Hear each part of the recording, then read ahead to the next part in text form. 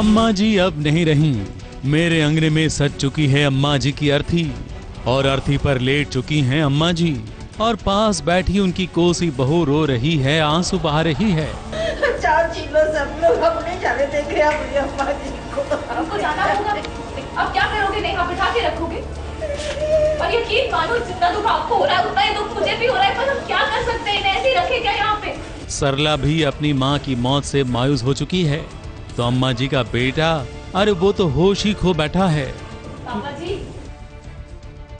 पापा जी, आप फोन क्यों नहीं रहे? दादी जी चली गई है। उसके लिए तो ये मानना ही मुश्किल है कि उनकी अम्मा अब नहीं रहीं। कुछ देर पहले जो अम्मा घर में घूमती फिरती थीं, झूले पर झूल रही थीं, वो अब चल बसी हैं।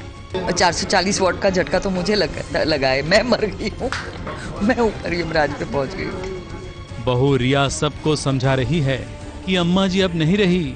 वो तो फूल भी बांट रही है और कह रही है सबको कि दे दो अम्मा जी को आखिरी विदाई। तो एटलीस्ट कोई तो कर रहा है। हमारे यहाँ तो वैसे ही हमारी प्रॉब्लम है, रिया की मानते नहीं है ज़्यादा, ये हम फैमिली प्रॉब्लम है हमारे। अम्मा जी की विदाई से मेरे अंगने में सन्नाटा छा गया है, मगर हाँ, कहीं कहीं हंसी जरूर निकल जाती है।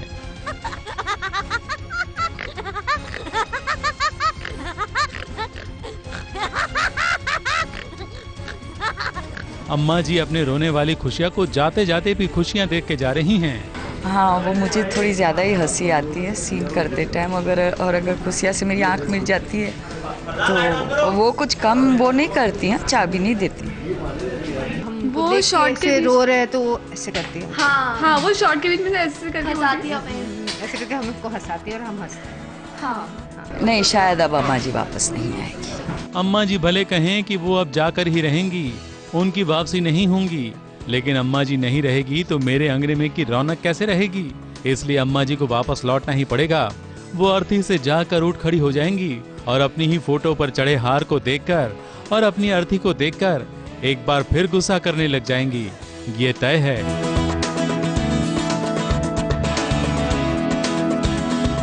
मुंबई से स्नेहा शर्मा के साथ एबीपी न्यूज रिपोर्ट।